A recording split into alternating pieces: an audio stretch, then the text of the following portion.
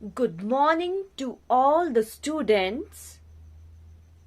Students, this lesson is for class 10th for the subject of chemistry, topic chemical equations, which is covered in chapter 5, mole concept and stoichiometry, starting on page number 91 of your textbook titled Concise Chemistry by Selena Publication, and is being submitted to you on 26th April 2021. This voice is of Mohinisha Thakur. All students may now please open page number 91 of your notebook in front of you. If all students are ready, then let us start with this chapter. All students may now please listen carefully. Chemical equations. Students, what is chemical equations? A chemical equation is a statement that describes a chemical change in terms of symbols and formula such that the number of atoms of various elements entering into a chemical reaction is equal to the number of atoms on the side of products. Now we will discuss information conveyed by the chemical equation. Students, a chemical equation tells number 1, the number of molecules per atoms of reactants and products taking part in a chemical reaction. Number 2 is the relative molecular masses of reactants and products taking part in a chemical reaction. And the last information conveyed by the chemical equation, which is the third one, is the relative volumes of reactants and products taking part in a chemical reaction, provided they are in the gaseous states. Now we will discuss the next term, that is limiting reagent. So we will discuss what is limiting reagents, students. Many a times the substances in a reaction mixture are not present in exactly the same amounts as required by the balanced chemical equation. So the reactant present in the lesser amount than required is consumed up first in the reaction, and after that no further reaction takes place. Whatever be the amounts of the other reactants present. Hence, the reactant that is consumed up first limits the theoretical yield of the products formed and is therefore called the limiting reagent or reactant. Students, now we will solve the problem based on mass-mass relationship. So, type 1 is calculation involving mass-mass relationship. Problem 1 is how many grams of magnesium oxide, which is MgO, will be obtained by heating 5 grams of magnesium carbonate.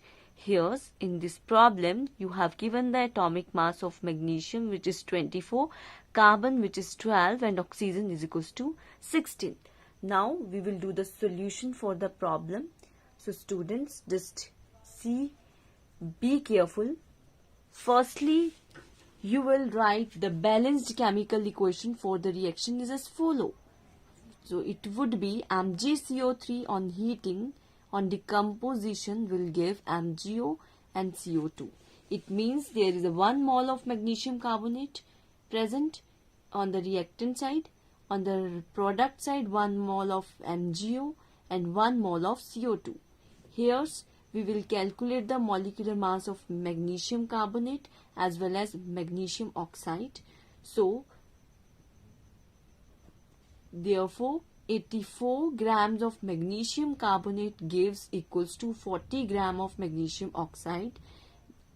Therefore, 5 gram of magnesium carbonate will give, that is equals to 40 into 5 by 84, that is equals to 2.38 gram by of MgO. Now we will discuss the type 2, which is calculation involving mass volume relationship. So now we will do the problem number 2, that is based on the calculation involving mass volume relationship.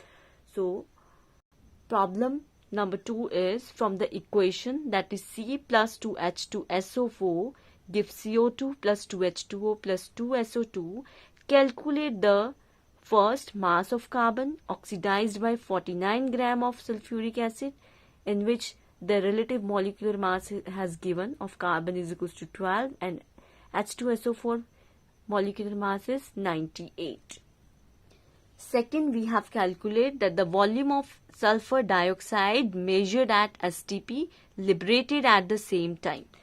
So now we will do the solution for the first part of the problem 2, which is, so students, in the first part of problem 2, we have given that equation, that is C plus 2H2SO4 gives CO2, 2H2O plus 2SO2. Firstly, and the atomic mass of carbon is given, which is 12 gram, and we will calculate the molecular mass of sulfuric acid by on the reactant side, which will be 196. Thus, 196 of sulfuric acid oxidizes, that is equals to 12 gram of carbon. Therefore, 49 gram of H2SO4 will oxidize, that is equals to, we will multiply the 12 gram of carbon with 49 gram of H2SO4 on dividing with molecular mass of sulfuric acid, which is 196. On calculating, it will come the 3 gram of carbon. Number 2, again we will write that equation, that is C plus 2H2SO4 gives CO2 plus 2H2O plus 2SO2. Here's 196, we will calculate the 196 molecular mass of sulfuric acid, and we also know that its volume is given, 2 moles of sulfuric acid is given. Now on the product side, there is 2 moles of sulfur dioxide is given. It is at volume of SO2 measured at STP. So here what we will take, we will multiply the 2 into 22.4 liter at STP. So thus 196 gram of sulfuric acid on reaction gives, that is equals to 2 into 22.4 liters of SO2 at STP. Therefore, 49 gram of H2SO4 will give, that is equals to 2 into 22.4 into 49 by 196, that is equals to 11.2 liters of SO2 at STP. Students, let us discuss some questions from 5D exercise. So here question number 2 is given that the reaction between 15 gram of marble and nitric acid is given by the following equation, which is CaCO3 plus 2HNO3 gives CaNO3 whole twice plus H2O plus CO2. What we have to calculate? Calculate A, the mass of anhydrous calcium nitrate formed. B, the volume of carbon dioxide evolved at STP, which is standard temperature pressure. Now we will do the solution for these two parts, A and B. So solution is that, now we will do the solution for A part, that it is given that 100 gram of calcium carbonate produces, that is equals to 164 gram of calcium nitrate. So how much 15 gram of calcium carbonate will produce? That is equals to, we will multiply the 164 into with 15 or divided by 100. So it will come 24.6 gram of calcium nitrate. On the part B, 1 volume of calcium carbonate produces 1 volume of carbon dioxide. It means 100 gram of calcium carbonate has volume that is equals to 22.4 liters. So 15 gram will have volume that is equals to 22.415. We will have to divide with 100 and will come 3.36 liter of CO2. Now we will discuss the question number 3 of the exercise 5D. So question is given that 66 gram ammonium sulfate is produced by the action of ammonia on sulfuric acid. Write a balanced equation and calculate A. Mass of ammonia required, B. The volume of the gas used at STP, C. The mass of acid required. So for this solution, firstly we will write the equation which is given in the question number 3. So it would be 2NH3 plus H2SO4 give NH4 whole twice SO4, and it is also given that 66 gram of ammonium sulfate. So we will write the 66 below this compound. Now we will have calculate the A part, which is a mass of ammonium required. So firstly we will write the equation here, then we will write the molecular mass of ammonia. We will calculate the molecular mass of ammonia, sulfuric acid, then ammonia, ammonium sulfate. Now for 132 gram ammonium sulfate, that is equals to 34 gram of NH3 is required. So for 66 gram of ammonium sulfate is equals to 66, we will multiply it with 32 upon 132, that is equals to 17 gram of NH3 is required. And in the B part, the volume of the gas used at STP. So 17 gram of NH3 requires volume, that is equals to 22.4 liter because your ammonia is in the liquid state. So that is the answer. In the C part, the mass of acid required for producing is 132 gram and the ammonium sulfate is equals to 98 gram.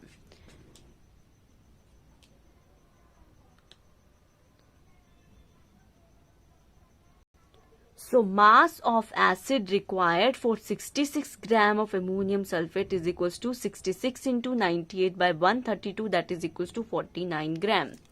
Students, you may observe the question number 4 solutions, question number 5 solution and the question number 6 solution, which is given on page number 6 of the notes, which is sent on 26th April 2021. Now,